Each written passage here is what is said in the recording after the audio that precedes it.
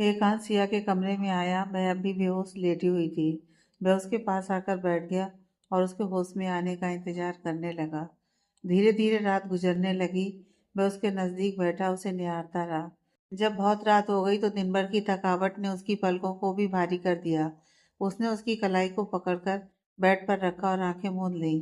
सुबह खिड़की से ठंडी हवा के झोंकों के साथ सूरज की शांत किरणें कमरे में प्रवेश करने लगीं। खिड़की के पास से चहचहाती हुई चिड़ियों का झुंड गुजरा और सिया की नींद टूटने लगी। एकांश की हथेली में उलझी उसकी कलाइयां धीरे धीरे हिलने लगी। वह जाग गया। उसके चेहरे पर झुककर उसकी आंखें खुलने का इंतजार करने लगा। सिया, आंखें खोलो, मैं यहीं हूँ, तुम्हारे पास। उसने उसके चेहरे के करीब झुककर बेचैनी से कहा। आहिस्ता आहिस्ता सिया की पलकें उठी। पहले सब कुछ धुंधला था, फिर धीरे धीरे उसका चेहरा साफ नजर आने लगा। उसे सामने देखकर उसकी आंखों में आंसू भर आए। एकांश, आप यहाँ? वह उठने की कोशिश में बोली और पहले ही पल उसने एकांश के गले में अपनी बाहें लपेट दी। एकांश ने भी कसकर उसे अपनी बाहों में भर लिया। वह उसके सीने में ऐसे सिमट गई जैसे उसकी अंतरात्मा तक को छू लेना चाहती हो। तुम ठीक हो ना? एकांश की बेचैन सांसें उसके कानों के पास महसूस हुईं। उसने खुद को उससे अलग किया और उसकी आंखों में देखा। उसके चेहरे पर कई खरोंचों के निशान थे। आंखें एकदम लाल थीं। उसने उसके माथे को चूम लिया। सॉरी, मुझे पहुंचने में देर हो गई। उसकी हालत देखकर एकांश की आंखों में भी नमी उतर आई। सिया ने कांपते हाथों से उसका चेहरा थाम लिया। आपने बिल्कुल भी देर नहीं की और प्लीज दोबारा मुझे अपनी नजरों से दूर मत करना। कहते कहते वह रोते हुए उसके सीने से लग गई। एकांश ने उसे अपने सीने में छुपाते हुए कहा, प्रॉमिस, कभी तुम्हें खुद से दूर नहीं करूंगा। बहुत देर तक वह उसके सीने से लगी बैठी रही। बहुत समय बाद दोनों को कुछ पल का सुकून और एक दूसरे का साथ मिला। तभी दरवाजे पर दस्तक हुई। दोनों चौंक कर उधर देखने लगे। सामने दिलीप जी के साथ यमुना जी खड़ी थी। सिया धीरे से एकांत से अलग हुई। अब कैसी हो बेटा? यमुना जी उसके पास आई और उसके सिर पर हाथ फेरते हुए पूछा। सिया ने हल्की मुस्कान के साथ कहा, अब ठीक हूँ। फिर उसे रिद्धि का ख्याल आया। रिद्धि कहाँ है? और अर्जुन? तभी दरवाजे की तरफ से आवाज आई, हम दोनों यहीं हैं। दोनों अंदर आए और उसके पास पहुंचे। रिद्धि उसके गले लग गई। तुम सच में ठीक हो ना? तुम्हें ज्यादा लगी तो नहीं? सिया ने उसे अलग होकर कहा, मैं ठीक हूँ, तुम बताओ, उन लोगों ने तुम्हें ज्यादा परेशान तो नहीं किया? रिद्धि ने आकाश की तरफ देखकर कहा, जीजू की वजह से मैं बच गई, वरना वे लोग मुझे भी जंगल की तरफ ले जाते। डरकर उन्होंने मुझे जमीन पर पटक दिया था। बस हल्की सी चोट आई थी। सिया ने उसके सिर पर बंधी पट्टी देखी, फिर एकांश की तरफ इशारा किया। एकांश ने सहमति में सिर हिलाया। अंकल आंटी, आपसे एक बात कहनी थी। यह सुनकर दिलीप जी और यमुना जी दोनों गंभीर हो गए। दिलीप जी बोले, कहो। एकांश ने रिद्धि और अर्जुन की तरफ देखते हुए कहा, हम सिर्फ आपके गांव घूमने नहीं आए थे, आपको मनाने भी आए थे। दिलीप और यमुना जी ने एक दूसरे को, फिर उन दोनों को देखा। एकांश आगे बोला, दरअसल अर्जुन और रिद्धि एक दूसरे से प्यार करते हैं। अर्जुन के माता पिता को इस रिश्ते से कोई एतराज नहीं है। बस आप दोनों इनकी बात समझ लीजिए और इनकी फैमिली से बात कर लीजिए। ये कहकर वो चुप हो गया। यमुना जी और दिलीप जी का चेहरा अभी भी सख्त था। अभी क्लिनिक का डॉक्टर कमरे में आया और हड़बड़ी में बोला, कल जिस मरीज को आप अपने साथ लेकर आए थे वह अस्पताल से भाग गया। एकांश ने मन ही मन सोचा, यहाँ से भाग तो गया है, लेकिन अगर उसने फिर से सिया के लिए कोई खतरा पैदा किया तो अपनी मौत से नहीं भाग पाएगा। तो क्या फैसला है आपका? एकांश ने उन दोनों से पूछा। दिलीप जी कुछ बोलने ही वाले थे कि तभी रिद्धि बोल पड़ी, पापा प्लीज मान जाओ ना, मैं अर्जुन के अलावा कभी किसी और को अपने जीवन साथी के रूप में नहीं देख पाऊंगी, प्लीज। इतना सुनते ही यमुना जी गुस्से में उसकी ओर बढ़ी। रिद्धि एक कदम पीछे हट गई। बीच में ही दिलीप जी ने यमुना जी की कलाई पकड़कर उन्हें रोक लिया। आप कुछ कहते क्यों नहीं?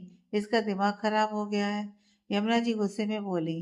दिलीप जी ने उन्हें शांत रहने का इशारा किया और फिर उन दोनों को देखने लगे। फिर अर्जुन की आंखों में आंखें डालकर बोले, तुम्हें कुछ कहना है? अर्जुन ने धीरे से गर्दन हिलाई और आगे आया। जी अंकल, हम दोनों एक दूसरे से प्यार करते हैं, प्लीज हमें एक मौका दीजिए। मेरे पेरेंट्स को इस रिश्ते से कोई आपत्ति नहीं है, बस आप दोनों की मंजूरी चाहिए। इस पर दिलीप जी ने सख्त लहजे में कहा, जो कभी मिलेगी ही नहीं। उनके शब्द सुनकर अर्जुन और रिद्धि के साथ साथ एकांश और सिया भी हैरान रह गए। यमुना जी हालांकि दिलीप जी के पक्ष में नजर आ रही थी। दिलीप जी ने कठोर नजरों से उन दोनों को देखते हुए कहा, अभी तुम लोगों का करियर ठीक से बना भी नहीं है और तुम शादी के सपने देखने लगे हो। पहले अपने मकसद को पूरा करो। इसके लिए हमने खून पसीना एक किया है। फिर गहरी सांस लेकर बोले, अगर तुम हमारी सहमति से शादी करना चाहते हो तो तुम दोनों को इंतजार करना होगा। जब तक तुम दोनों पायलट नहीं बन जाते और तुम्हारा फ्यूचर सुरक्षित नहीं हो जाता, तब तक हम शादी की मंजूरी नहीं देंगे। यह सुनकर अर्जुन की आंखें उम्मीद की किरणों से भर गईं, जबकि रिद्धि उदास हो गई। अर्जुन ने खुश होते हुए कहा, कोई बात नहीं अंकल जी, वैसे भी हम पायलट बनने के बाद ही शादी करने वाले थे। बस ये जरूरी था कि आप दोनों अभी जान लें कि हम एक दूसरे से प्यार करते हैं, क्योंकि ये मेरे माता पिता की भी इच्छा थी। अर्जुन के नरम लहजे को सुनकर दिलीप जी और यमुना जी का कठोर चेहरा थोड़ा नरम पड़ गया। माहौल हल्का करने के लिए यमुना जी मुस्कुराते हुए बोली, चलो मैं घर जाती हूँ, नाश्ता बनाकर लाऊंगी। रिद्धि तुम भी चलो साथ। उन्होंने उसे अपने साथ आने का इशारा किया और चल पड़ी। रिद्धि कुछ नहीं बोली, बस जाते जाते अर्जुन को पीछे आने का इशारा कर गई। गेट के बाहर वह उसका इंतजार कर रही थी। अर्जुन जल्दी से उसके पास पहुंचा। क्या हुआ, तुम इतनी नर्वस क्यों हो? अर्जुन ने उसके चेहरे पर चिंता की गहरी लकीरें देखी। रिद्धि बेचैनी से बोली, पता नहीं क्यों अर्जुन, मुझे यह सब कुछ ठीक नहीं लग रहा है। हमारी ट्रेनिंग खत्म होने में अभी बहुत टाइम है। कहीं इस बीच कुछ गड़बड़ हो गया तो? अर्जुन ने उसकी कलाई पकड़कर उसे शांत किया। प्लीज रिलैक्स, ऐसे परेशान होने से कुछ नहीं होगा। खुद पर भरोसा रखो। रिद्धि और घबरा गई। कैसे शांत रहूं? अगर बीच में कुछ हो गया, हम नाकाम हो गए और पापा ने मेरी शादी किसी और से तय कर दी तो? ये सुनकर अर्जुन भी परेशान हो गया। अब तक वह उसे समझा रहा था, लेकिन अब उसकी खुद की धड़कनें तेज हो गईं। तभी पीछे से दिलीप जी की कड़क आवाज आई, तुम घर चल रही हो या यहीं रहना है? दोनों चौंक गए। दिलीप जी ने अर्जुन को सख्त नजरों से देखते हुए कहा, तुम यहीं रहो, इन्हें तुम्हारी जरूरत हो सकती है। बिना उसका जवाब सुने उन्होंने रिद्धि की कलाई पकड़ी और आगे बढ़ गए। रिद्धि मुड़ मुड़कर बस अर्जुन को देखती रह गई। गाड़ी के पास पहुंचकर उन्होंने उसे बैठने का इशारा किया। खुद ड्राइविंग सीट पर बैठे और उसे लेकर चले गए। अर्जुन बस उन्हें आंखों से ओझल होते हुए देखता रह गया। उसकी धड़कनें तेज हो चुकी थीं। रिद्धि की आखिरी बातें याद करके उसकी सांसें भी अटकने लगीं। अगर सच में उन्होंने उसका रिश्ता किसी और से पक्का कर दिया तो? कमरे के अंदर एकांत सिया के पास बैठा उससे बातें कर रहा था और उसका ख्याल रख रहा था। उसके पास होने से अब सिया की हालत बेहतर थी। इधर दिलीप जी ड्राइव कर रहे थे। रिद्धि कब से उनसे बात करने की कोशिश कर रही थी। पापा प्लीज एक बार मेरी बात सुन लो ना, उसने रोनी सूरत बनाकर कहा। उन्होंने हाथ दिखाते हुए कठोर स्वर में कहा, अब कहने सुनने के लिए कुछ बचा नहीं है। तुम चुप रहो, वही ठीक रहेगा। इसके आगे बोलने की उसकी हिम्मत ही नहीं हुई।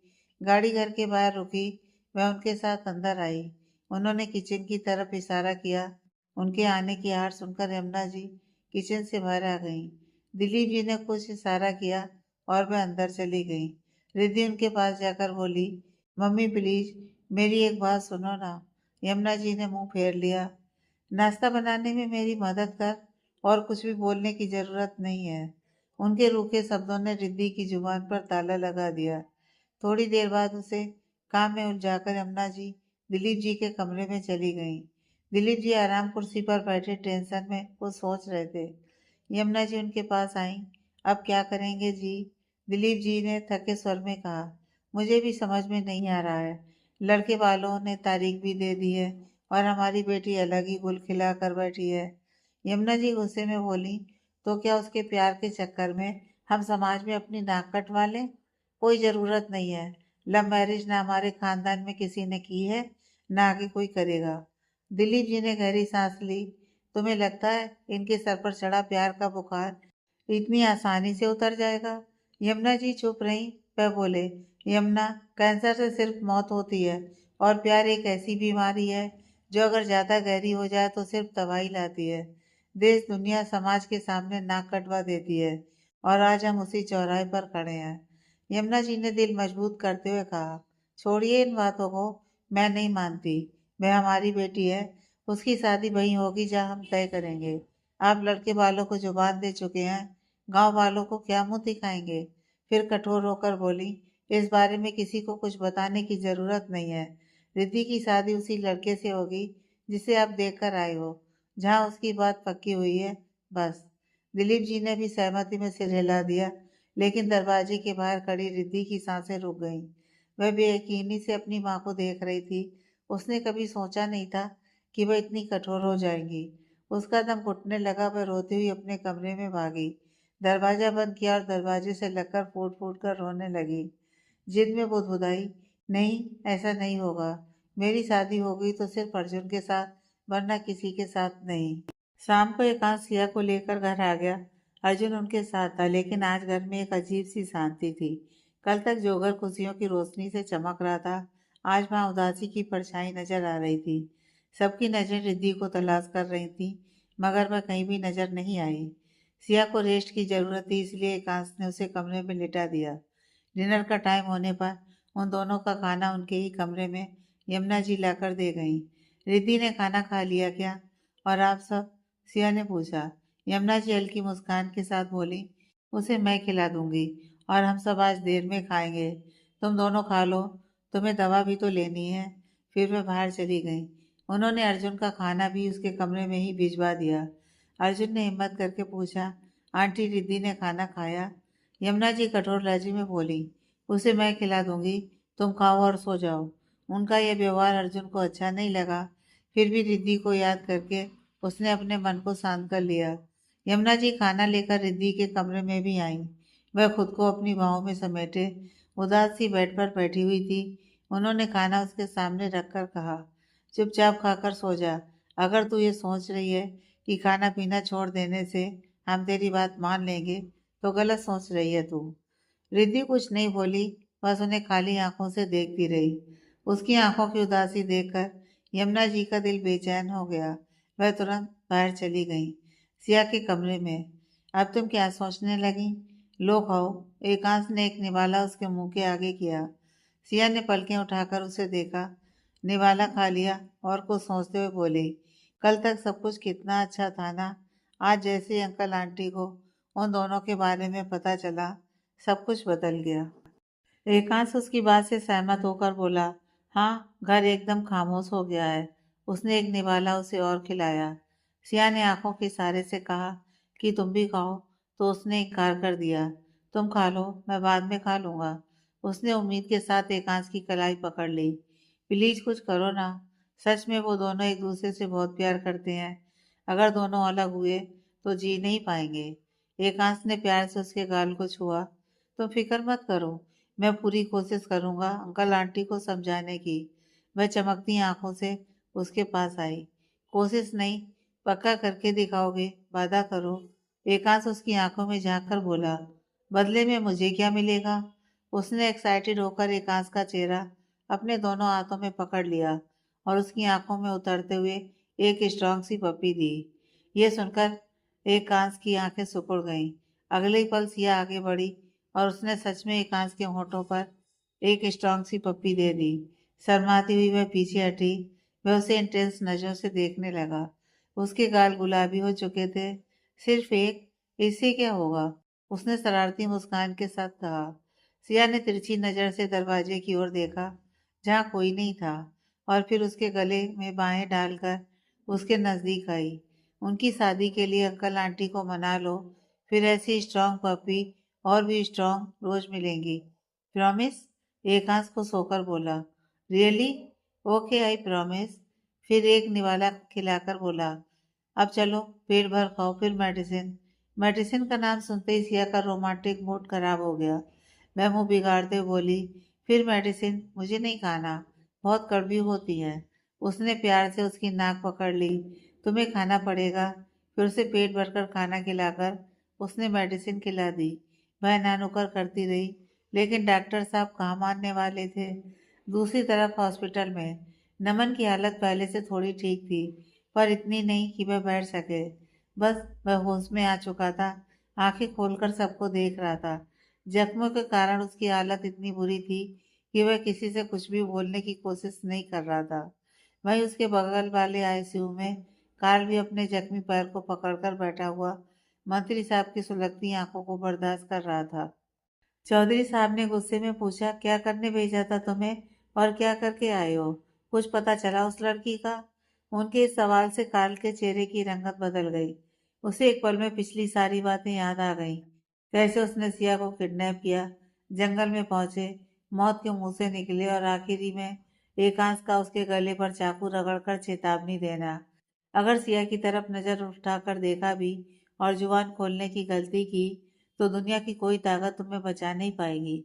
ये याद करते ही उसके पसीने छूटने लगे। फिर भी उसने खुद को नॉर्मल किया और सीरियस होकर बोला, डोंट वरी अंकल, अभी उसके बारे में भले ही कुछ पता न चला हो, मैं उसे ढूंढ लूंगा। फिर बात बदलने के लिए पूछा, अभी नमन की हालत कैसी है? डॉक्टर ने क्या कहा? चौधरी साहब का चेहरा उतर गया। उदासी के साथ बोले, क्या कहेंगे, अभी उसे ठीक होने में वक्त लगेगा।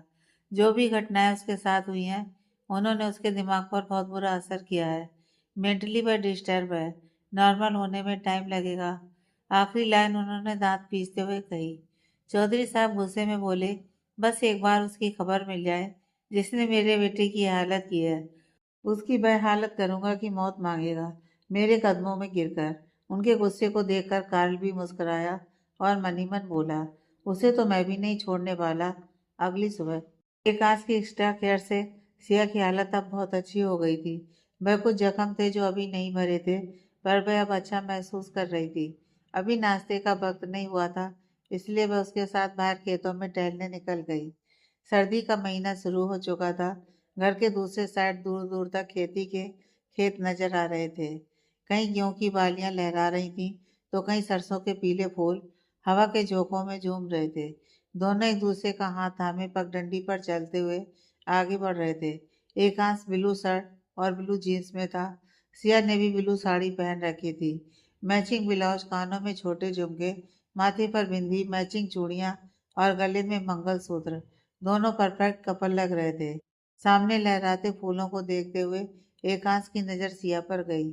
उसकी खूबसूरती को देखकर उसके दिल में जाने क्या हुआ कि उसने उसकी कलाई पकड़कर दूसरी तरफ खींच लिया। दूसरी तरफ धान की बालियों का ढेर लगा हुआ था। सिया को उसी से लगाकर उसने उसे अपनी बाहों के बीच में लॉक कर लिया। ये क्या कर रहे हो? वह घबरा गई। एकांश की इन हरकतों को देखकर सिया घबराई हुई थी। वहीं एकांश ने चारों तरफ गहरी नजरों से देखा। दूर दूर तक कोई नहीं था। कुछ लोग थे, मगर दूसरी तरफ। सिया की आंखों में देखते हुए वह उसके नजदीक आने लगा। वह बेचैन हो गई। ये तुम क्या कर रहे हो? एकांश नशीली आंखों से उसकी आंखों में देखते हुए कहा। अपनी प्यास बुझाने की कोशिश। उसने दोनों हाथों से उसकी कमर पकड़कर उसे अपने नजदीक खींच लिया और उसके होठों पर अपने होठ रख दिए। वह बेसब्र होकर उसके होठों से खेलने लगा। सिया के रेंगटे खड़े हो गए। सिया बहुत हैरान थी एकांश की बेताबी देखकर। उसके होठों से लगकर वह तो जैसे खुद को भूल ही गया था। उसमें ही खो जाना चाहता था। तभी घर की तरफ से दिलीप जी की आवाज आई, एकांश बेटा जरा इधर आना तो। उनकी आवाज से दोनों चौंक गए। वह उससे अलग हुआ। सिया भारी सांसों के साथ उसकी आंखों में देखने लगी। एकांश की आंखों में नाराजगी और प्यास साफ नजर आ रही थी, जैसे अभी उसका दिल नहीं भरा हो। उसकी आंखों के खालीपन को देखकर सिया ने उसे कसकर गले लगा लिया। थोड़ी देर बाद वह नॉर्मल हुआ। उसने सिया के बालों में लगे सारे घास के तिनके हटा दिए और दोनों घर की ओर आ गए। जी अंकल जी, आपने बुलाया? मैं उनके सामने आया। अर्जुन पहले ही उनके सामने खड़ा था। दिलीप जी ने हल्की मुस्कान के साथ उसे देखा और कहा, सुनो, एक काम करोगे क्या तुम दोनों? एकांश और अर्जुन ने एक दूसरे को देखा और तुरंत बोले, हाँ बिल्कुल। उन्होंने मुस्कुराकर आगे कहा, दरअसल अब मौसम बदल रहा है, शरद ऋतु शुरू हो गई है, तो फसलों की बुआई करनी है। लेकिन जो बीज हम लेकर आए थे, चूहों ने उसे खराब कर दिया है। फिर रुककर दूसरी तरफ खड़े लड़के को अपनी ओर आने का इशारा किया। यह नील है, क्या तुम लोग इसके साथ दूसरे गांव जाकर बीज ला सकते हो? मैं खुद जाता, लेकिन आज मेरी तबीयत कुछ ठीक नहीं लग रही है। क्या कर पाओगे दोनों? जिस उम्मीद के साथ उन्होंने दोनों को देखकर ये कहा, वे किसी भी हाल में इनकार नहीं कर सकते थे। इसमें पूछने वाली कौन सी बात है अंकल? ये काम तो मैं अकेला कर सकता हूँ। जीजू को यहीं रहने दीजिए, नील के साथ मैं चला जाता हूँ। अर्जुन मुस्कुराकर बोला, दिलीप जी सीरियस हो गए। मैंने दोनों को कहा ना जाने के लिए। उनकी आंखों की ठंडक बता रही थी कि वे अपने गुस्से को दबाने की कोशिश कर रहे हैं। फिर मुस्कुराकर बोले, बीज की मात्रा बहुत ज्यादा होगी क्योंकि मेरे खेत बहुत बड़े हैं। 3 लोग जाओगे तो लाने में आसानी होगी। उन्होंने अपनी बात खत्म की और एकांश की ओर देखा, जो पहले से उनकी बात से ज्यादा उनके चेहरे को पड़ रहा था। उसने मुस्कुराकर कहा, ठीक है अंकल, रुको मैं तुम्हें पैसे लाकर देता हूँ। यह कहकर वह कमरे की ओर चल पड़े। नील ने अर्जुन से कहा, भैया चलो, गाड़ी के पास बोरियां रखने में मेरी मदद करो। वह उसके साथ चला गया। एकांश जैसे ही कमरे की ओर जाने लगा, तभी पीछे से रिद्धि ने उसकी कलाई पकड़ ली। जीजू प्लीज 2 मिनट मेरे साथ चलिए, कहते हुए वह उसे अपने कमरे की तरफ ले गई। उसे अपने कमरे में लाकर नर्वस होकर बोली, जीजू प्लीज हमारी मदद कीजिए। उसके चेहरे की बेचैनी और निराशा देखकर एकांश को अजीब लगा। क्या हुआ रिद्धि, कोई प्रॉब्लम है? क्या हुआ है? रिद्धि दुखी होकर बोली, हाँ जीजू, पापा को बीज की जरूरत तो है, लेकिन अभी नहीं। वह बहाने से आप लोगों को बाहर भेज रहे हैं। यह सुनकर एकांश हैरान हो गया। लेकिन क्यों? रिद्धि की आंखों में आंसू आ गए। क्योंकि आज लड़के वाले मुझे देखने आने वाले हैं। यह सुनकर एकांश को जोर का झटका लगा। दरवाजे पर खड़ा अर्जुन भी, जो उसे बाय बोलने आया था, ये सब सुन चुका था। आगे आने की उसकी हिम्मत नहीं हुई। ये तुम क्या बोल रही हो? एकांश ने हैरान होकर पूछा। रिद्धि रोते हुए उसकी कलाई पकड़ ली। जीजू प्लीज हमारी मदद कीजिए, कुछ करिए ना। लड़के वाले आएंगे, पापा की उनसे बात हो चुकी है, और आज जैसे ही लड़का मुझे पसंद करेगा, हमारा रिश्ता पक्का हो जाएगा और कल से शादी की तैयारियां शुरू। कहते कहते उसने उसकी कलाई और कसकर पकड़ ली। प्लीज जीजू प्लीज कुछ करो। उसे इस तरह टूटते देखकर एकांत से रहा नहीं गया। उसने उसके कंधे पर हाथ रखकर कहा, रिद्धि संभालो खुद को, ऐसा कुछ नहीं होगा, मैं मैनेज करूंगा। मैं अंकल जी से बात करूंगा, उन्हें समझाऊंगा। और तब तक जैसा वह लोग कह रहे हैं, चुपचाप करो, कोई विरोध नहीं। उसके भरोसे पर वह थोड़ी शांत हुई। दरवाजे के बाहर खड़ा अर्जुन यह सब सुन चुका था। वह कुछ नहीं बोला और वहां से चला गया। एकांश भी कमरे से बाहर आ गया। एकांश बेटा इधर आओ। उसे रिद्धि के कमरे से निकलते देख दिलीप जी ने उसे अपने कमरे में बुलाया। वह उनके कमरे में गया। दिलीप जी खिड़की के पास खड़े थे और उदासी से बाहर देख रहे थे। उनका चेहरा सख्त था। वह उनके पास गया और गहरी सांस लेकर बोला, अंकल जी प्लीज ऐसा मत करिए। वह अपनी बात पूरी करता उससे पहले ही उन्होंने उसे रोक दिया। तो क्या करूं? एकांश हैरानी से उन्हें देखने लगा। उसे रिद्धि के कमरे से निकलते देखकर वह समझ चुके थे कि उसने उससे मदद मांगी है। वे आगे बोले, बेटा समझने की कोशिश करो। मैंने पहले ही लड़के वालों से बात कर ली थी। हम रिद्धि को सरप्राइज देना चाहते थे। हमें मालूम था कि वह छुट्टी पर कुछ दिनों के लिए घर आने वाली है। हम इसी बीच उसकी शादी कर देना चाहते थे, लेकिन हमें क्या पता था कि वह पहले ही किसी पर अपना दिल हार चुकी है और हमारे खिलाफ जाएगी। एकांश कुछ कहता उससे पहले उन्होंने उसकी कलाई पकड़ ली। बेटा तुमने भी शादी की है, तुम भी सारे रीति रिवाज जानते हो ना। एक बार रिश्ता पक्का करके उसे तोड़ देना सही नहीं होता।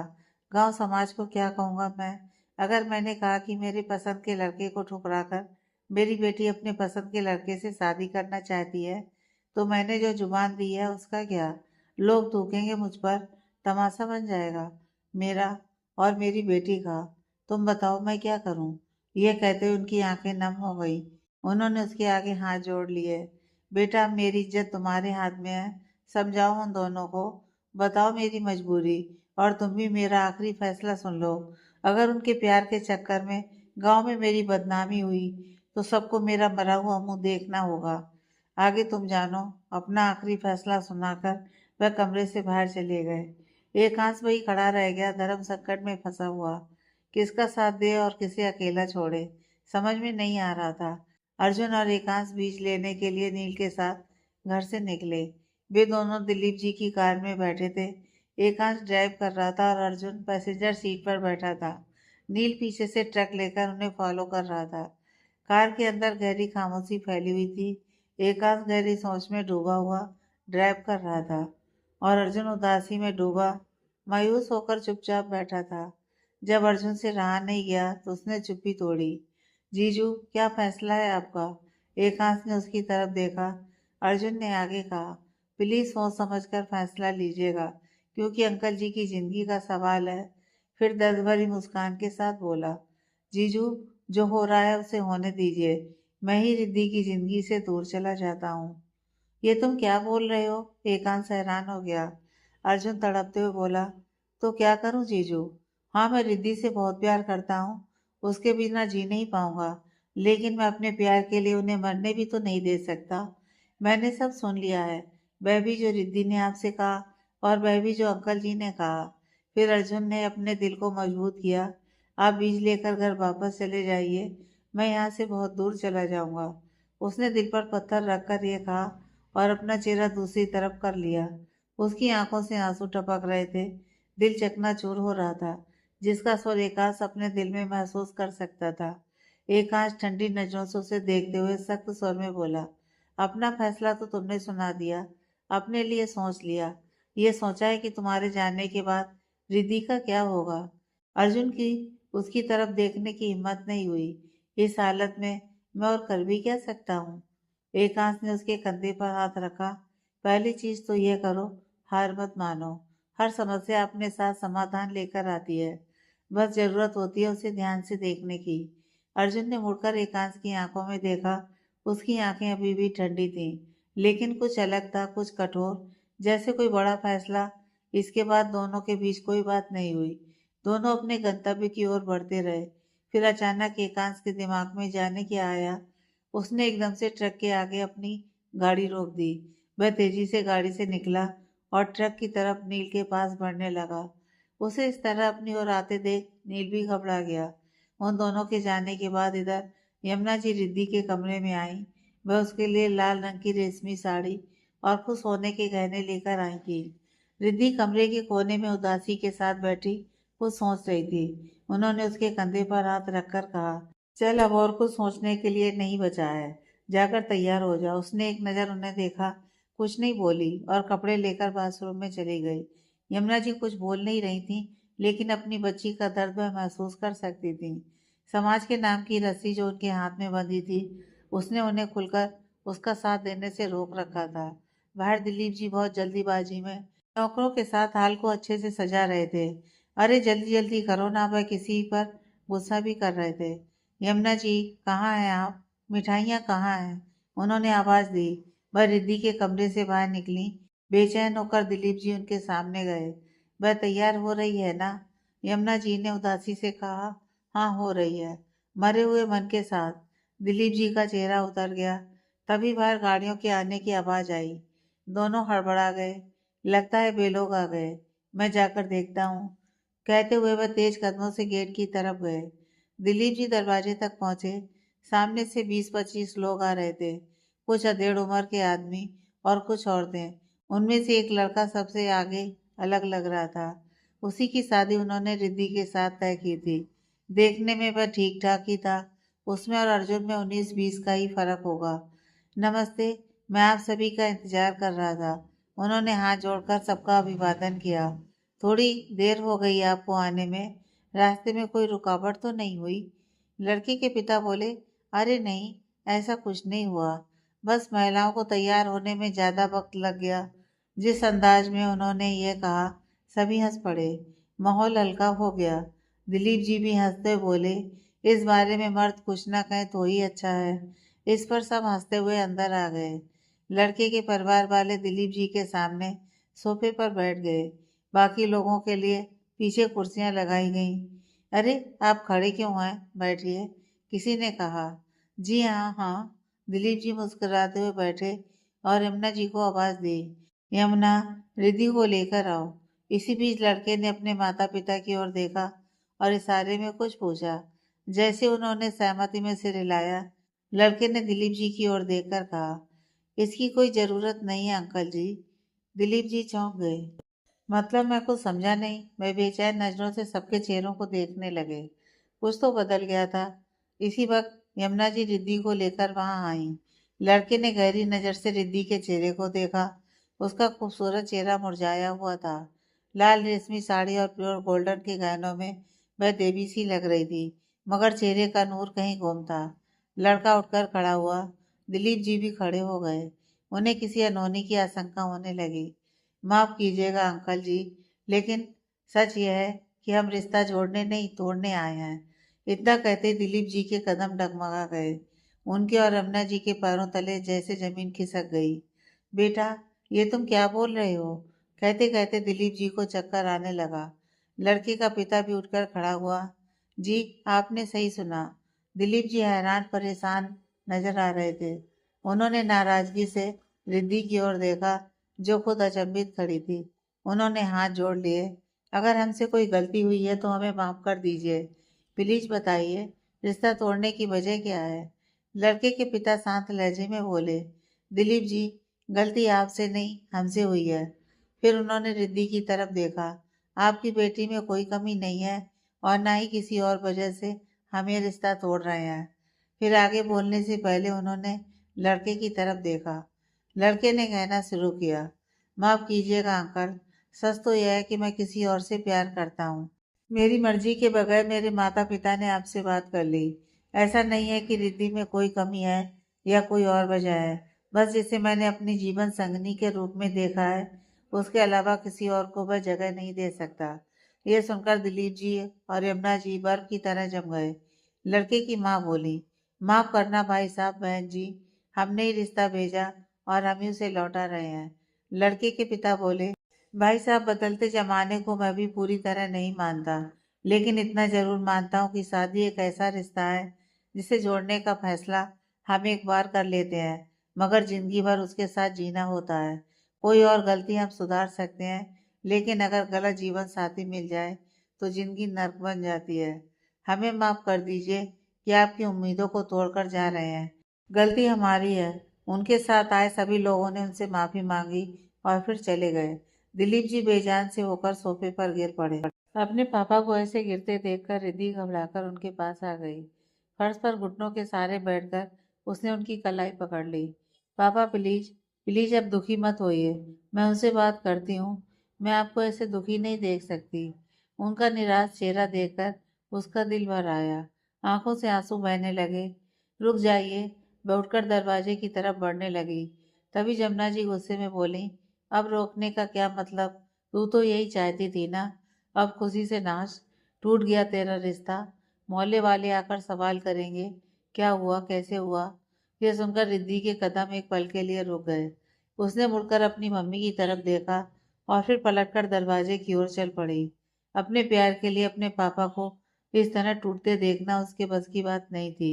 वह जैसी दहलीज लांघने वाली थी कि दिलीप जी की कठोर आवाज सुनाई दी, वहीं रुक जाओ रिद्धि, किसी को रोकने की जरूरत नहीं है। उसने अपना बढ़ा हुआ पैर हवा में ही रोक लिया और मुड़कर उनकी ओर देखा। दिलीप जी गंभीर नजरों से उसे देख रहे थे। यहाँ आओ। वह उनकी ओर मुड़ी। उसी समय बाहर से गाड़ियों के जाने की आवाज सुनाई दी। वह उनके पास पहुंची। उन्होंने उसकी कलाई पकड़कर उसे अपने बगल में बिठा लिया। उसकी आंखों में देखते हुए बोले, अर्जुन के माँ बाप से मिलोगी? बुला सकती हो उन्हें? यह सुनकर रिद्धि के साथ साथ यमुना जी को भी जोर का झटका लगा। ये आप क्या कह रहे हैं? यमुना जी अचंभे से बोली, आप ठीक तो है ना? दिलीप जी ने उनकी ओर देखा। क्यों, मुझे क्या हुआ है? मैं बिल्कुल ठीक हूँ। कैसे ठीक है आप? लड़के वाले रिश्ता तोड़कर चले गए और आप? रिद्धि भी डरते हुए बोली, पापा, सच में आप ठीक हो ना? उन्होंने शांत स्वर में कहा, हाँ मैं ठीक हूँ। और लड़के वाले सामने से रिश्ता तोड़कर गए हैं, हमने कुछ किया थोड़ी ना है। फिर उन्होंने प्यार से रिद्धि के सिर पर हाथ रखा। अच्छा ही हुआ कि उन्होंने मना कर दिया। और फिर उसके गाल को छूते हुए बोले, एक बेटी पिता के कलेजे का टुकड़ा होती है, और तुझे पता है एक बाप अपने कलेजे पर पत्थर रखकर हर फैसला लेता है। मैंने बहुत सोच समझकर उस लड़के से तेरा रिश्ता पक्का किया था, इस ख्याल से कि आगे चलकर तुझे किसी चीज की कमी ना रहे, तू हमेशा खुश रहे। लेकिन जब मुझे पता चला कि तूने अपनी खुशी कहीं और ढूंढ ली है और मेरे फैसले से तुझे तकलीफ हो रही है, तो तू नहीं समझ सकती कि मुझे कितना दर्द हुआ। ये सुनते सुनते रिद्धि की आंखों से आंसू थमने का नाम नहीं ले रहे थे। वह उठकर उनके सीने से लग गई। शाम को जब एकांश और अर्जुन बीज लेकर घर लौटे तो घर का माहौल बिल्कुल अलग था। बाहर से लेकर अंदर हाल तक सजावट वैसी ही थी, बस हाल में कोई मौजूद नहीं था। इतनी शांति देखकर दोनों के दिल में बेचैनी होने लगी। जीजू, अर्जुन घबराकर बोला, यह शांति मुझे डरा क्यों रही है? जैसा मैंने सोचा था कि आते ही तनाव झेलना पड़ेगा, वैसा कुछ भी नहीं है। एकांश ने चारों ओर ठंडी नजर दौड़ाई। तूफान से पहले की शांति सुनी है ना? शायद ये वही खामोशी है। अर्जुन डरकर एकांश की बाजू कसकर पकड़ लिया। जीजू प्लीज, मेरी धड़कन बहुत तेज हो गई है, मुझे हार्ट अटैक आ जाएगा। एकांश मुस्कुराया। सिया, कहाँ हो तुम? अर्जुन ने भी आवाज दी। अंकल, आंटी, रिद्धि, कहाँ हो आप लोग? एकांश कमरे की ओर बढ़ा। दरवाजे पर ही उसे सिया दिखी, जो आंखें मलते हुए नींद में बाहर आ रही थी।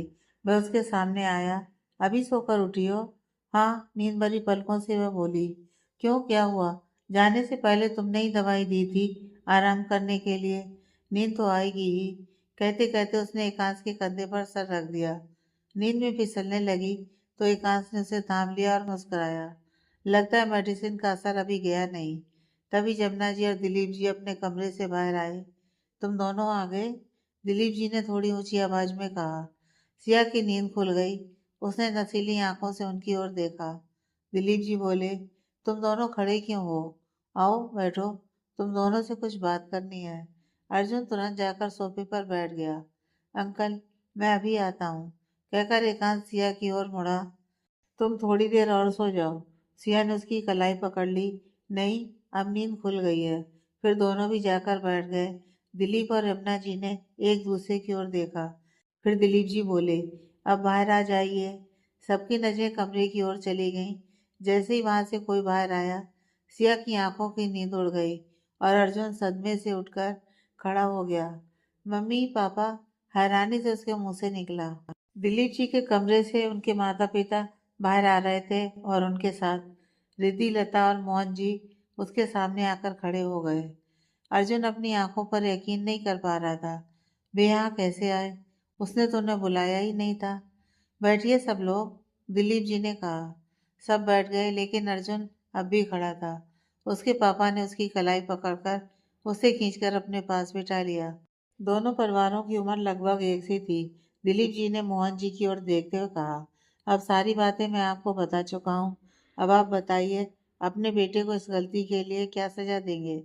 जिस कठोर लहजे में ये कहा गया, उसे सुनकर अर्जुन के हाथ पांव ठंडे पड़ गए। गलती? कौन सी गलती? वह घबराकर फिर उठकर खड़ा हुआ। उसने रिद्धि की ओर देखा, जो सिर झुकाए बैठी थी। रिद्धि, तुम चुप क्यों हो? क्या हुआ यहाँ? मम्मी पापा, क्या हुआ?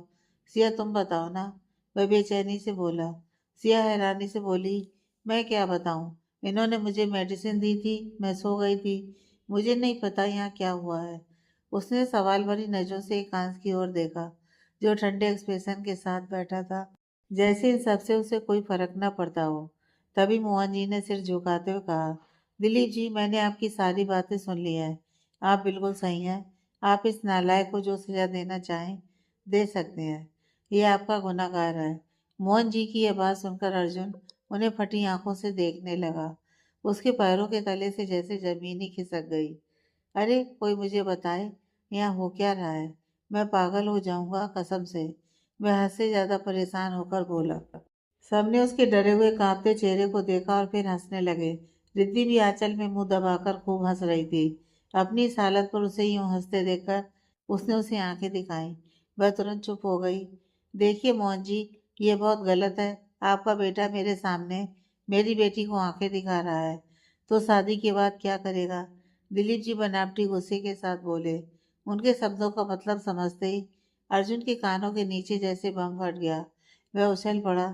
सिया भी आंखें चौड़ी करके सबको देखती रह गई कि अचानक ये जादू कैसे हुआ। एकांश धीरे से उसके कान के पास आया और बोला, ज्यादा परेशान मत हो, बाद में सब बताऊंगा। तब जाकर वह नॉर्मल हुई। मोहन जी ने अपने बेटे का चेहरा देखा।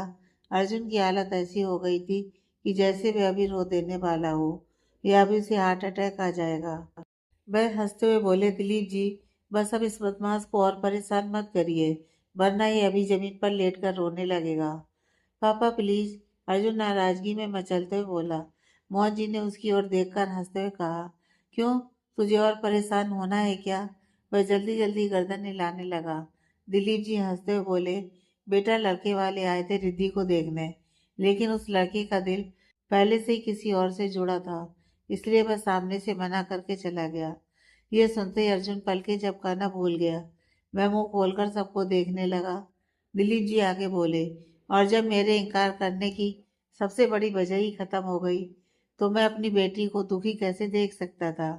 फिर थोड़ा गंभीर होकर बोले, तुम्हारे पापा से बात हो गई है, तुम दोनों की सगाई आज ही कर देते हैं, लेकिन शादी पायलट बनने के बाद ही होगी। मंजूर है? उनके इस फैसले को सुनकर अर्जुन की आंखों में आंसू आ गए। उसका दिल खुशी से उछलने लगा। वह बस अपनी होने वाले सास ससुर के सामने अपना मजाक नहीं बनवाना चाहता था, वरना सबके सामने ऐसे नाचता कि लोग डरकर भाग जाते। अपनी खुशी को कंट्रोल करते हुए उसने रिद्धि की ओर देखा, जो कातिल नजरों से उसी को देख रही थी। उसकी हालत देखकर रिद्धि के दिल में और भी शैतानियत आ गई। उसने एक आंख दबा दी। अर्जुन ऐसे उछला जैसे रिद्धि की आंखों से निकली गोली सीधे उसके सीने को चीर गई हो। दोनों के मम्मी पापा ने इशारे से दोनों को पास बैठने को कहा। रिद्धि आकर उसके पास सोफे पर बैठ गई। फिर उन्हें अंगूठियां दी गई। सिया चमकती आंखों से ये सब देख रही थी। उसकी नजर एकांश की सीक्रेट स्माइल पर भी टिक गई। उसका दिल कह रहा था कि इन सब के पीछे कहीं ना कहीं उसी का हाथ है। अर्जुन के मम्मी पापा अपनी होने वाली बहू के लिए एक प्यारी सी अंगूठी लेकर आए थे, और अर्जुन के लिए तो अंगूठी पहले से ही तैयार थी। दोनों ने मुस्कुराते हुए कांपते हाथों से एक दूसरे को अंगूठी पहनाई। सबने तालियां बजाईं और एक दूसरे का मुंह मीठा कराया। ये चमत्कार कुछ यूं हुआ था। जब सिया सो रही थी और लड़के वाले चले गए थे, तब दिलीप जी ने रिद्धि से अर्जुन के मम्मी पापा को कॉल करवाया और उन्हें बुलाया। वे ज्यादा दूर नहीं थे, इसलिए एकांश और अर्जुन के लौटने से पहले ही वे पहुंच गए। सबने मिलकर बात पक्की कर ली। फिर सभी बड़े नीचे बैठकर बातें करने लगे और ये चारों सेलिब्रेशन के लिए छत पर पहुंच गए। छत पर पहुंचते ही अर्जुन उछलकर एकांत से लिपट गया। जीजू, thank you, thank you, thank you very much. ये सब आपकी वजह से हुआ है ना।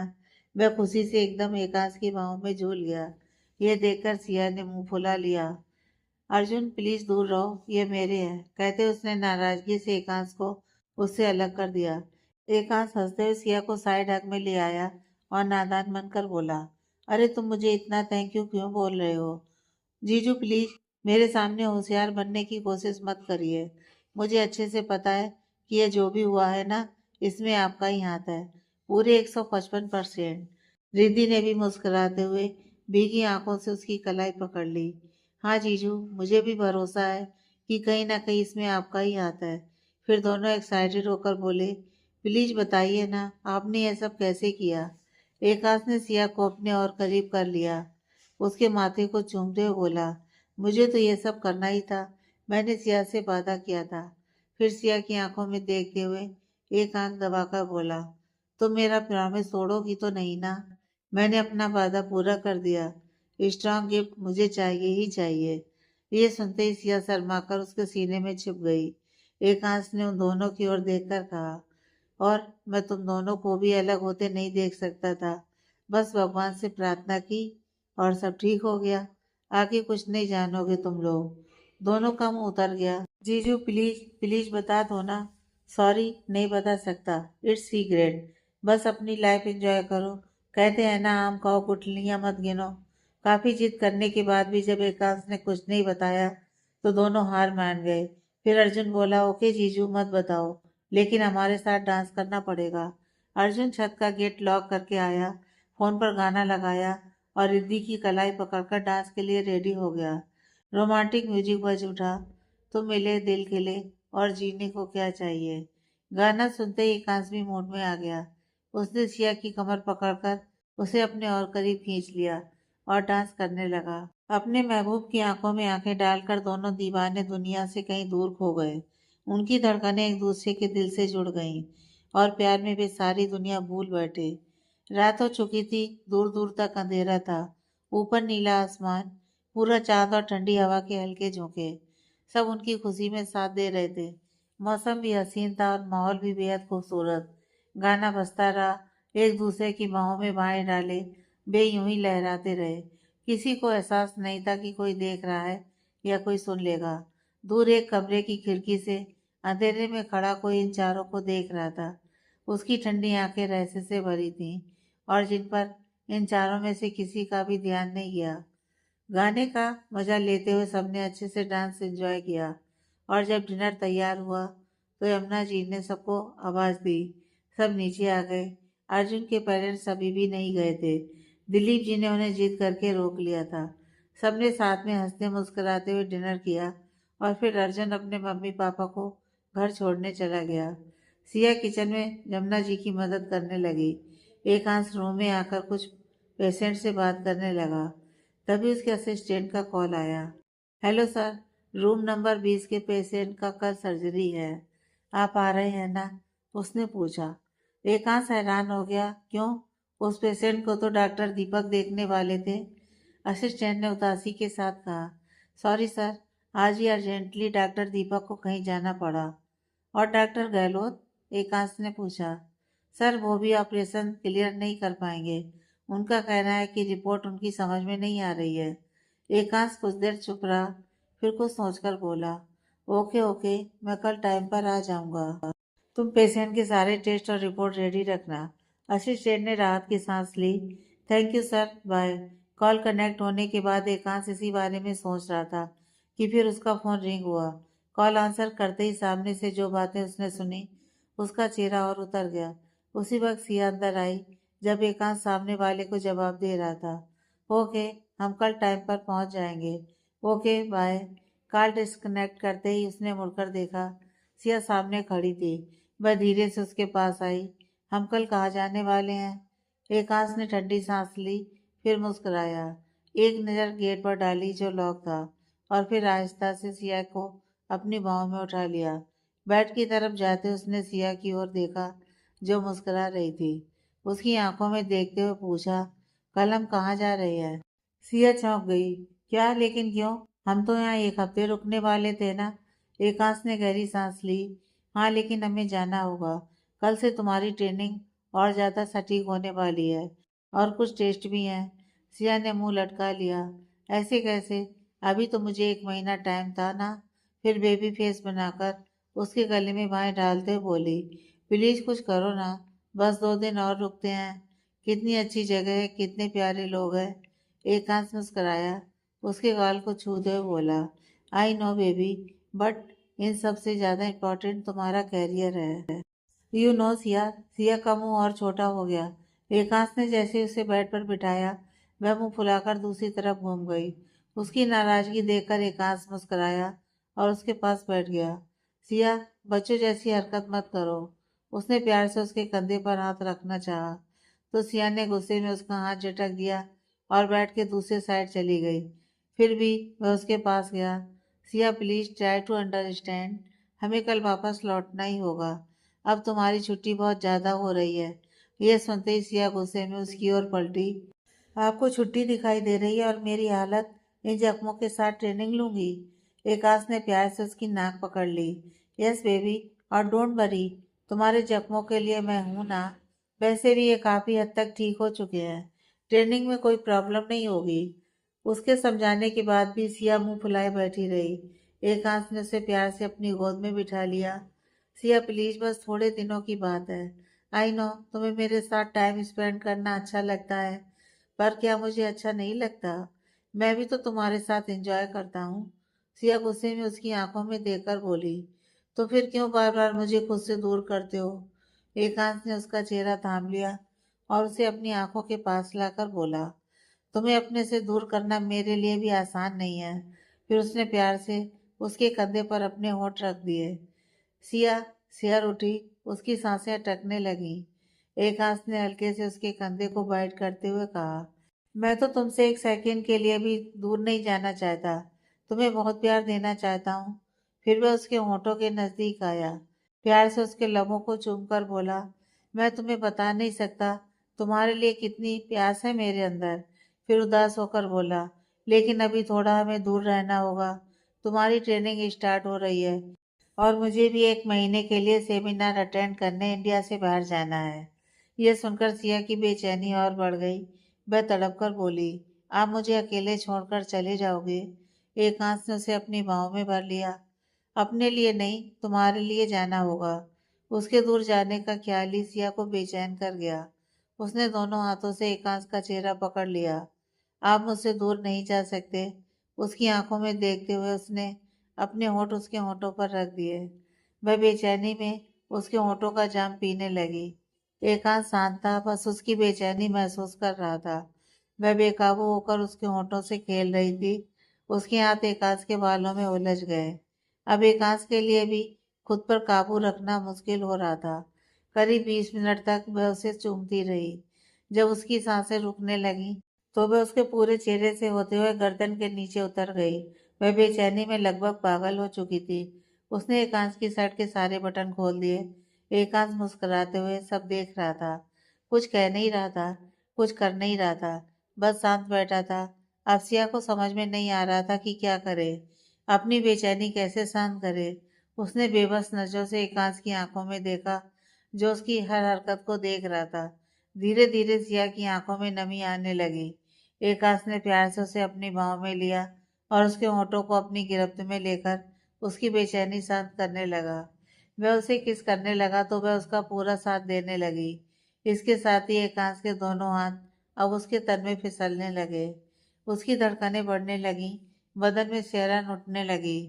फिर उसकी सांसों को रुकते देख उससे अलग हुआ। वह अभी उसे प्यासी नजरों से देख रही थी। वह मुस्कुराया। उसने लाइट ऑफ कर दिया। पूरे कमरे में अंधेरा था। बाहर से हल्की रोशनी अंदर आ रही थी। वह प्यार से उसके ऊपर झुका हुआ, उसके माथे को चूमकर। मेरी दूसरी कोशिश, जिसके साथ ही कमरे में सिया की धड़कनों का शोर गूंजने लगा। आह! कमरे से उसकी हल्की कराहने की आवाज सुनाई दी। एकांश ने उसके कान में कहा, अब तुम्हारा जख्म लगभग भर गया है। सिया धीरे धीरे एकांश के प्यार की मदोसी में डूबने लगी। एकांश उसकी सांसों में घुलने लगा, उसकी रूह में उतरने लगा। वह पूरी तरह उसका साथ दे रही थी। उसे बहुत अच्छा लग रहा था। बस एक हल्की सी उलझन थी, जो उसे चाहिए था और जिसका उसे इंतजार था। एकांश वह अभी नहीं कर रहा था। जब उससे रहा नहीं गया तो उसने एकांश के चेहरे को अपने दोनों हाथों में थाम लिया और उसकी आंखों में देखकर तड़प के साथ बोली, इतना नजदीक आकर मुझे तड़पा रहे हो? एकांश उसकी आंखों में देखते हुए बोला, बिल्कुल नहीं, मैं अपनी तरफ से दूर करने की कोशिश कर रहा हूँ। फिर उसने उसके होंठों को चूमते हुए कहा, मैं अभी ज़्यादा उत्तेजित नहीं होना चाहता, क्योंकि अगर मैंने जल्दीबाजी दिखाई तो बाद में तुम्हें तकलीफ होगी। इसलिए आज की रात मेरे स्लो लब को फील करो। इतना कहकर उसने उसके होंठों पर अपने होंठ रख दिए और अपने जुनून व बेचैनी को दबाते हुए आहिस्ते आहिस्ते उसे अपने प्यार की गहराई में उतारने लगा। उसके स्पर्श से सिया के भीतर प्यार की प्यास बढ़ती जा रही थी और वह उसे मोमबत्ती की तरह धीरे धीरे जला रहा था। फिर भी आज की रात उसके लिए बहुत खूबसूरत थी, क्योंकि वह आज एकांश के सहनशील प्यार को महसूस कर रही थी।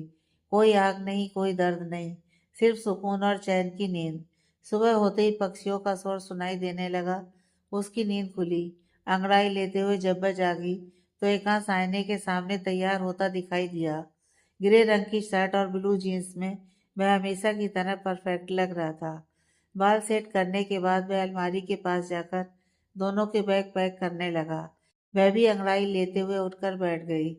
गुड मॉर्निंग, उसने प्यारी सी मुस्कान के साथ उसकी ओर देखते हुए कहा।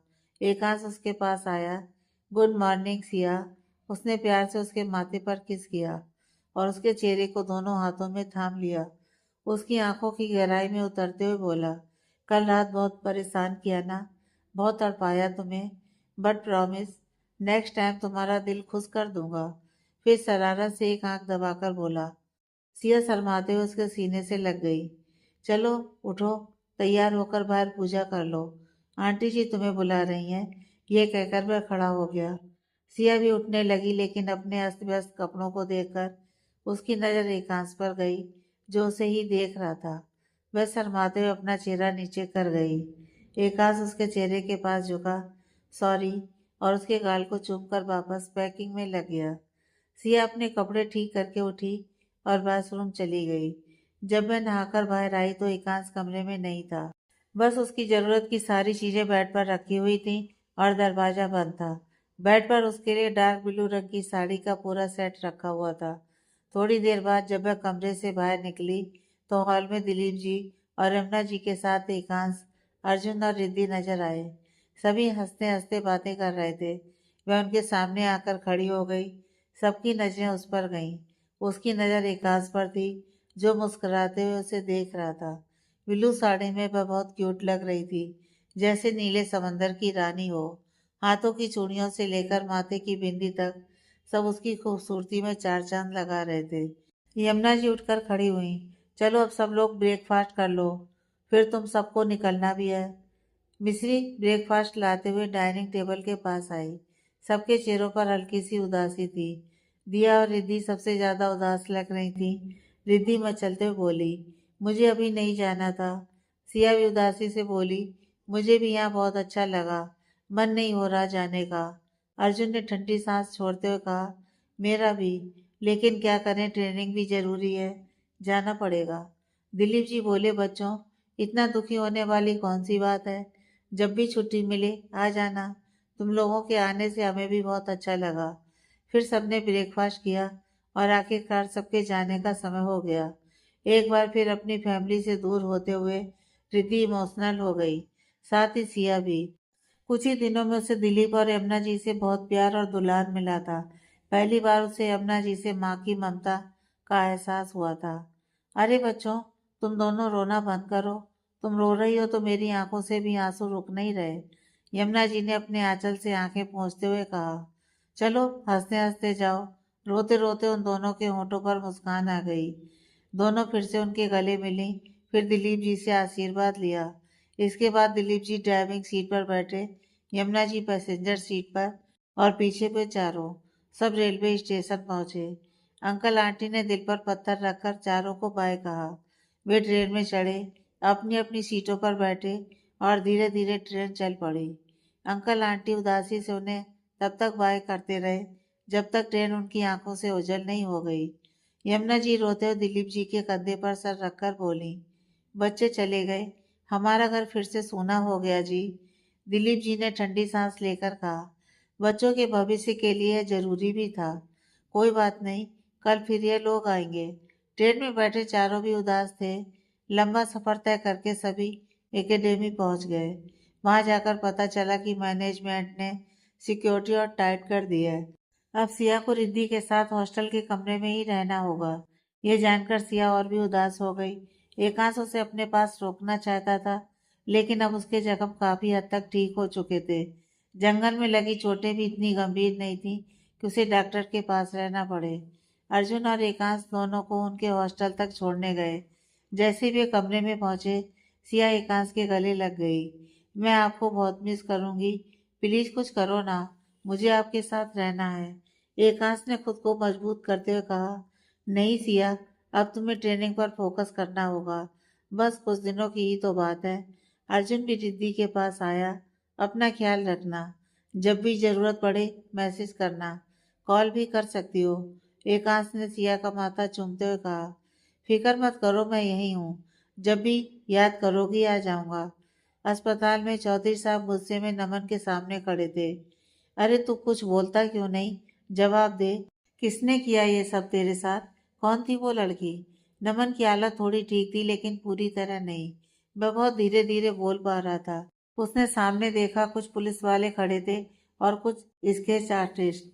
चौधरी साहब ने गुस्से में कहा, जो भी तुझे उस लड़की और उन गुंडों के बारे में याद है, सब इन्हें बता, ये लोग उनकी तस्वीर बनाएंगे। ये सुनते ही नमन का गला सूखने लगा। उसे एकांश की बात याद आ गई, जुबान खोलने से पहले अपने अंजाम के बारे में सोच लेना। अरे चुप क्यों है, मुंह में दही जमा रखा है क्या। चौधरी साहब गुस्से में नमन के नजदीक आ गए। उन्होंने उसे आंखें दिखाते हुए कहा, ऐसे चुप रहने से काम नहीं चलेगा, बताओ उन दोनों का नाम, मैं दोनों को जिंदा नहीं छोड़ूंगा। उनके दबाव बढ़ते ही नमन के सिर में तेज दर्द होने लगा। उसे वह बहुत दर्दनाक रात याद आने लगी, जब वह एकांश की कैद में था।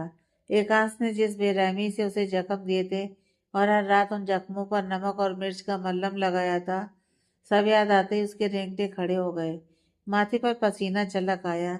नमन डर के मारे कांपते हुए बोला, नहीं, मुझे कुछ याद नहीं, मैं उस लड़की को नहीं पहचानता, वह गुंडा कौन था ये भी नहीं जानता। उसके ऐसे पैनिक होने पर सभी चौंक गए। इससे पहले कि चौधरी साहब उस पर और गुस्सा करते, नमन बेहोश होकर दूसरी तरफ लुढ़क गया। नमन को यूं बेहोश देखकर चौधरी साहब गुस्से से भड़क उठे। उनका मन हुआ कि अपने ही बेटे को गोली मार दें, लेकिन वह उनका इकलौता बच्चा था। चाह कर भी उसकी जान नहीं ले सकते थे। उन्होंने तुरंत कार्ल को कॉल किया, मगर उसका फोन बंद आ रहा था। गुस्सा और बढ़ गया। ये कमबख्त कहाँ मर गया। लंबी लंबी फेंक रहा था कि यह करूँगा वह करूँगा, और करने के वक्त गायब हो गया। वह जल्लाकर हाथ पटकते रह गए। इधर सिया को रिद्धि के साथ उसके हॉस्टल में छोड़कर एकांश अपने फ्लैट पर गया। अर्जुन भी बॉयज हॉस्टल चला गया। कमरे में आते ही उसे चारों ओर सन्नाटा महसूस हुआ। सिया से दूर होकर अब उसे सांस लेना भी मुश्किल लगने लगा था। वह फिर सोने ही जा रहा था कि तभी अस्पताल से एक इमरजेंसी कॉल आ गई। उसने तुरंत कॉल रिसीव किया। उधर से जूनियर डॉक्टर की घबराई हुई आवाज आई, सर प्लीज जल्दी आ जाइए, पेशेंट की हालत बहुत नाजुक है। ओके, अभी आ रहा हूँ, कहकर उसने कॉल कट किया और स्टेथोस्कोप उठाकर बिना फ्रेश हुए कमरे से बाहर निकल गया। कुछ ही देर में वह अस्पताल पहुंच गया। मरीज की हालत सच में बहुत नाजुक थी। वह दो जूनियर डॉक्टरों के साथ मरीज को इमरजेंसी रूम में ले गया और ट्रीटमेंट शुरू कर दिया। उधर सिया उदास होकर खिड़की के सामने खड़ी बाहर के खूबसूरत नज़ारों को देख रही थी, लेकिन दिल की बेचैनी ने आंखों को कोई ठंडक नहीं दी। उसकी उदासी देखकर रिद्धि ने उसके कंधे पर हाथ रखा और बोली, सिया इतना उदास मत हो, बस कुछ दिनों की बात है। सिया ने भीगी पलकों से उसकी ओर देखा। कुछ दिनों की नहीं, 1 महीने की। वह इंडिया से बाहर सेमिनार में जा रहे हैं। हाँ। अब रिद्धि को उसकी बेचैनी समझ में आ गई। कुछ पल चुप रहने के बाद रिद्धि अंगड़ाई लेते हुए बोली, यार अब जो होना है वह तो होकर ही रहेगा, हम रोक तो नहीं सकते। चल आज छुट्टी है, थोड़ा आराम कर लेते हैं, कल से ट्रेनिंग शुरू हो जाएगी। सिया कुछ नहीं बोली। रिद्धि अपने बेड पर जाकर आराम से पसर गई। सिया कुछ देर तक उसे देखती रही। तभी उसका फोन रिंग होने लगा। उसने तुरंत कॉल रिसीव किया, यह सोचकर कि एकांश का होगा। हेलो एकांश, आप आ रहे हो ना? उसने व्याकुल होकर पूछा। उधर से एक कड़क आवाज आई, मेरे बेटे को अपनी खूबसूरती में फंसाकर बंदर की तरह नचा रही है ना तू? सिया का चेहरा मायूस हो गया। वह तुरंत पहचान गई, ये कंचन जी थी। नमस्ते मम्मी जी, कैसी हैं आप? उसने खुद को संभालते हुए कहा। कंचन जी कठोर लहजे में बोली, ज्यादा संस्कारी बनने की कोशिश मत कर, वैसे भी मान सम्मान तो तुझ में है नहीं। सिया चुपचाप सुनती रही। मेरे बेटे की हमदर्दी का फायदा उठाकर अच्छा नहीं कर रही तू, कंचन जी ने कहा। तुझे मालूम भी है तेरे लिए वह कितना कर्ज ले रहा है, अपनी जिंदगी बर्बाद कर रहा है। धीरे से सिया बोली, उन्होंने इस बारे में मुझे कुछ नहीं बताया। क्या बताएगा? कंचन जी गुस्से में बोली, मजबूरी में फंसा है, तेरे बाप से जो वादे किए हैं मर मर कर निभा रहा है। इसके बाद उन्होंने ना जाने क्या क्या कहा। सिया चुपचाप रही, सब कुछ सुनती रही।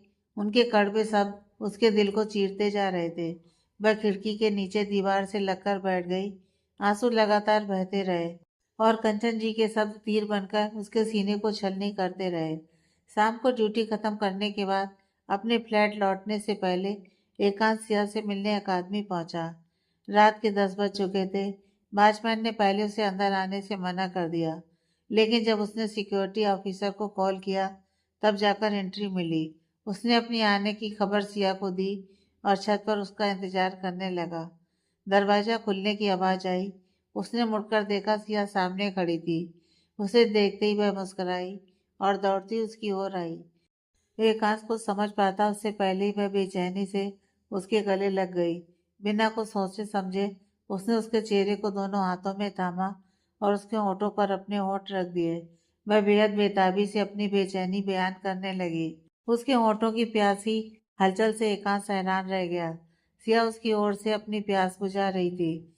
उसे लगा जैसे वह कई सालों बाद उससे मिला हो। एकांश ने उसे अपनी बाहों में भर लिया और धीरे धीरे शांत करने लगा। तब जाकर वह कुछ संभली, लेकिन अब उसकी आंखों से आंसू बहने लगे। उसकी कांपती सांसों को महसूस कर एकांश ने उसे थोड़ा दूर किया और उसकी आंखों में देखा। क्या हुआ, तुम रो क्यों रही हो? उसने हल्की मुस्कान के साथ पूछा। सिया फिर से उसके सीने से लग गई। अब तो हम सालों के लिए दूर होने वाले हैं, उसने घबराहट में कहा। एकांश चौंक गया। एक दिन में तुम्हारी ये हालत है और 1 साल में मेरा क्या होगा? मतलब? सिया पहले रोना बंद करो और बताओ, ये सब क्या बोल रही हो?